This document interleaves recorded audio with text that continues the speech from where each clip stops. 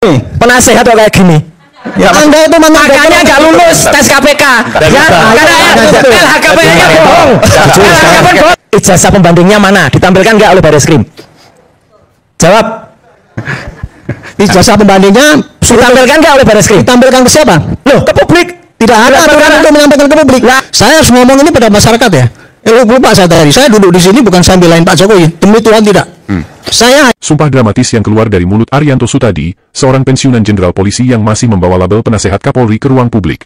Dengan menyebut nama Tuhan, Arianto bersumpah hadir di media bukan untuk membela Jokowi. Ironisnya, selama hampir 10 menit penuh di panggung debat media, justru yang ia lakukan adalah menggempur para pengkritik ijazah Jokowi, dari Risman Sianipar yang menguji forensik skripsi, sampai Roy Suryo yang bicara soal legalitas ijazah Jokowi. Padahal, jika benar ia hadir sebagai penasehat pimpinan lembaga kepolisian, bukankah semestinya ia bersikap netral, mengedepankan fakta, dan menjaga independensi aparat di tengah kontroversi besar ini?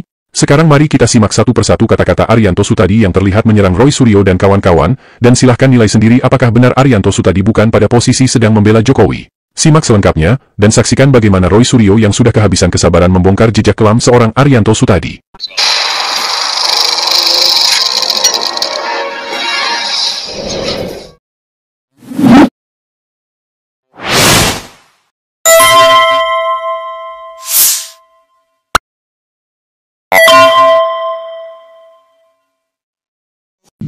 Pertama, Arianto Sutadi menyerang, memanipulasi kata-kata Rismon Sianipar dan menganggap bahwa semua penelitian Rismon Sianipar menjadi gugur karena telah dibantah pihak UGM sebagai pembuat ijazah. Itu tadi ya, Pak Rismon kan mengatakan ini dibandingkan dengan ini, dibandingkan dengan ini. Saya tidak membantah. Itu seorang dokter yang ahli dalam bidang itu boleh saja. Tapi sekarang apa yang mau dibuktikan? Kan dia bilang kan ini skripsinya itu palsu, pasti gitu. Karena tulisannya berbeda. Kesimpulannya skripsi ini palsu karena tulisannya berbeda dengan yang lain, yang pembandingnya kan gitu kan. Sementara kalau kita tanya ke UGM yang mengeluarkan skripsi sana ratusan itu, dia ngomong gini, bahwa Pak yang namanya skripsi model seperti Pak Jokowi ini Pak, banyak Pak, 50% kayak gitu, yang 50% kayak gitu. Karena waktu itu orang ngetik dengan ketikan sendiri-sendiri, sehingga masing-masing berbeda-beda. Gitu. Jadi saya bisa menyampaikan pada publik ini ya, penelitian Pak Rismon itu, kalau menurut dia benar, itu benar memang. Tetapi secara umum nggak bisa diakui bahwa itu untuk membuktikan bahwa skripsinya Pak Jokowi itu palsu. Karena apa? Yang mengeluarkan mengatakan bahwa yang seperti Pak Jokowi itu asli dan banyak berbeda-beda. Ini supaya publik tahu ya. Itulah, itu tadi hanya. Saya kasihan ya rakyat yang terus tiap hari dijelaskan dengan kayak gitu bahwa itu benar, ahli dokter itu. Memang benar apa yang diceritakan, tetapi sampelnya itu yang disembunyikan dia. Logikanya yang tidak masuk akal itu. Maksudnya karena UGM sudah mengatakan asli ya udah ikut aja asli. Untuk membuktikan keaslian suatu skripsi, Pak. Nah, membuktikannya itu adalah tanya ke Gama. Itu yang prosedurnya memang kayak gitu. Semua orang di dunia juga tahu kayak gitu caranya. Nah, itu dibantah. Arianto menuding Rismon menyembunyikan sampel, dan seolah data yang ditampilkan bukan data otentik, yaitu skripsi yang difoto sendiri oleh Rismon Sianipar di perpustakaan UGM. Jika Arianto benar di posisi netral, apa dasarnya dia menyerang dan menuding Rismon Sianipar menyembunyikan sampel yang sebenarnya? Apakah dia punya bukti? Karena tudingan tidak mendasar tanpa bukti, itu hanya dilakukan seorang relawan yang mendukung majikannya dengan segala cara, walau tanpa logika yang tidak masuk akal sekalipun. Kemudian Arianto juga mengatakan bahwa semua penelitian Rismon gugur dengan adanya sanggahan dari UGM. Di video kami sebelumnya, kami sudah memberikan satu contoh kasus penggunaan ijazah palsu oleh salah satu anggota DPRD di Lampung Selatan. Dalam penyelidikan, pihak KPUD Lampung Selatan mengatakan bahwa mereka menerima berkas si calon dan sudah diverifikasi ke pihak pembuat ijazah, sebuah sekolah resmi yang diakui oleh pemerintah.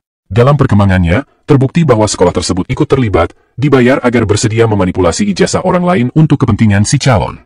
Ini menjadi satu bukti kuat bahwa pihak sekolah atau kampus juga bisa salah.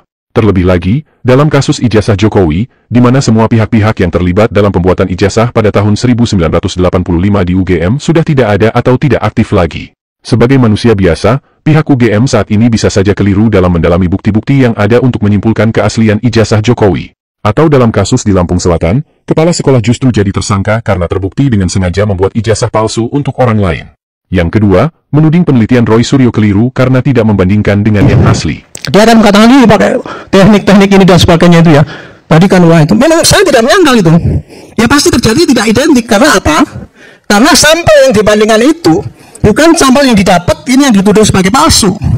Itu hanya diunggah, kemudian diprint, kemudian dibandingkan dengan print-printan yang lain. Jadi bukan dari sumber otentik gitu Pak ya? Iya, itu nggak bisa diakui sebagai suatu pembuktian gitu loh. Itulah sebabnya ya ketika itu dilaporkan ke Bareskrim, itu Bareskrim masih menunggu mana bukti yang asli. Mana bukti bahwa ini ada pemalsuan? Kan Pak Roy hanya ngomong ini penelitian saya gini.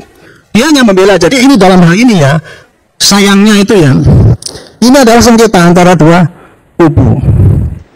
Sementara kubu yang satu ini pakai teknik pembenaran dengan teori yang dia geluti gitu ya. Tetapi sebetulnya kalau saya lihat itu ya, dalam prakteknya itu ada suatu kecurangan dalam tanda petik. Sampelnya karena tidak diambil yang asli itu tadi, membuktikan uang palsu ya. Misalkan gini, Pak Jokowi dituduh menggunakan uang palsu, beli rumah di wali kota sana. Kalau kita mau nuduh itu kan kita mesti nomor satu, uangnya yang dipakai itu yang kita ambil kan, kita bandingkan dengan uang asli. Tapi ini kan tidak. Pak Jokowi membeli rumah itu udah uang palsu. Mana? Ya tunjukkan yang asli dong. Kan dia gitu. Apa? Suruhnya kan kayak gitu. Mestinya kan dia ambil yang uang yang tadinya dituduh palsu itu dibandingkan dengan uang yang asli, baru itu teknologi itu harus diambil dari. Di sini sekali lagi terbukti bahwa Arianto tidak memposisikan diri sebagai pihak yang netral. Arianto seperti orang yang kesurupan, berbicara dengan tidak menggunakan akal. Objek yang menjadi sengketa adalah satu lembar ijazah yang dimiliki oleh Jokowi.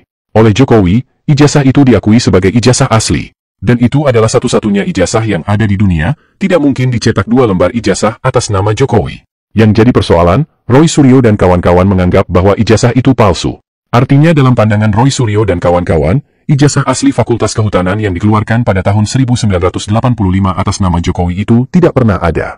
Lalu bagaimana mungkin Arianto akan memaksakan mereka untuk membandingkan dengan yang asli, sementara yang asli itu tidak pernah ada dalam pandangan Roy Suryo dan kawan-kawan? Atau apakah menurut Arianto, Roy Suryo dan kawan-kawan harus meneliti ijazah yang ada di tangan Jokowi? Apa benar Jokowi akan bersedia menyerahkan ijazah itu untuk diteliti oleh orang-orang yang sedang mempermasalahkan keabsahan ijazah itu? Jokowi memenjarakan orang-orang yang mempertanyakan keaslian ijazahnya, itu salah satu bukti bahwa sampai kapanpun, tidak akan pernah ada orang yang bisa meneliti ijazah Jokowi. Yang dilakukan oleh Roy Suryo dan kawan-kawan hanya menganalisa bukti yang disebar oleh loyalis Jokowi di media sosial. Tugas polisi adalah mempertemukan hasil analisa Roy Suryo dan kawan-kawan, membandingkannya dengan ijazah yang ada di tangan Jokowi lalu dibawa ke pengadilan untuk diperdebatkan secara adil.